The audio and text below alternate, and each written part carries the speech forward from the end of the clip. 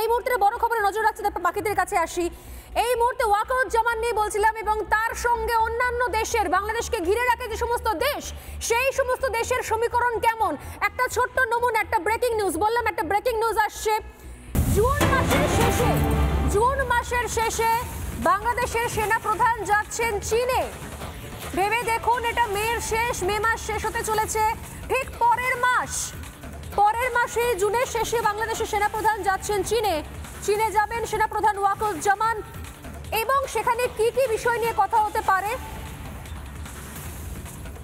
সেখানে অস্ত্র নিয়ে আলোচনা হতে পারে, মায়ানমারের রাখাইনে যে মানবিক করিডোর নয় সেই নিয়েও নাকি আলোচনা হতে পারে, নতুন কিছু অস্ত্রের আমদানি নিয়ে আলোচনা হতে পারে, এবং দেশের আরো অভ্যন্তরীণ বিষয় নিয়ে একাই আলোচনা করতে চলেছেন ওয়াকারুজ্জামান। অর্থাৎ এটা এই মুহূর্তে সব থেকে বড় খবর। এই চীনের থেকেই কিন্তু ব্যাকডোরে না জানি আমেরিকাকে অলরেডি $5 বিলিয়ন কিন্তু লোন নিয়ে বসে আছে মোহাম্মদ ইউনূস, এবং সেই চীনেই ঠিক পরের মাসে সফর করছেন ওয়াকারুজ্জামান। অতএব কোথাও বাংলাদেশে যে ইউনূসের ওপর নির্ভরশীল আর নয় সেনা, সেটা কিন্তু কোথাও একটা বার্তা সুস্পষ্ট হচ্ছে। এখান থেকে সরাসরি যাব, দীপাঞ্জন চক্রবর্তী আমাদের সঙ্গে রয়েছেন। দীপাঞ্জন বাবু, সেনা অভ্যুত্থানের সামনে কি দাঁড়িয়ে আছে বাংলাদেশ, আপনার কি মনে হয়? এবং নাম্বার 2, যদি সেনা অভ্যুত্থান হয় সেক্ষেত্রে ভারতের অবস্থান কি হতে পারে, কি মনে হচ্ছে? দেখো, বাংলাদেশের সমস্যাটা হচ্ছে আমরা ইউনূসকে নিয়ে কথা বলি বা বিভিন্ন লোকজন নিয়ে কথা বলি, এমনকি সেনা। তুমি যদি দেখো যে দাবা যখন খেলে, যখন দাবার যে বোড়ে বা পেয়াদা বা হাতি গজ, তারা নিজেরা তো খেলে না, তাদের কোনো মানুষের মস্তিষ্ক তাদের দিয়ে খেলায় অথবা কম্পিউটার। বাংলাদেশের সমস্যা যেটা, পাকিস্তানও সেই একই সমস্যা হয়েছে, যে একটা দাবার বোড়ে একদিক থেকে খেলছে দুটো রাষ্ট্র, পাকিস্তান, চীন এবং আমেরিকা। পাকিস্তান তাই করে মরেছে, বাংলাদেশের অবস্থা তাই। একদিকে চীনের দিকে যাচ্ছেন, ওদিকে আবার আমেরিকার সঙ্গে জয়েন্ট মিলিটারি এক্সারসাইজ করছেন।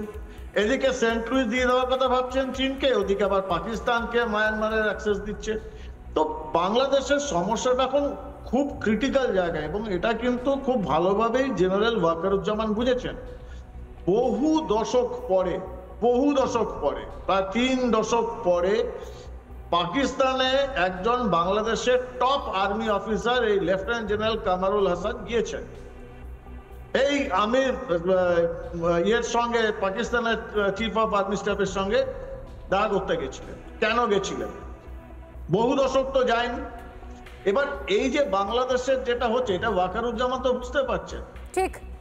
কারণ যে জিনিসটা পাকিস্তানে হয়েছে সেম জিনিসটা ভারত কিছুতেই বরদাস্ত করবে না। এই যে মাঝে মাঝে ওরা ধমকি দেয় না, আমরা ভারতবর্ষের চিকেন স্নেক কেটে নেবো, একদম পাকিস্তানের 2টো চিকেন স্নেক আমরা কেটে নেবো।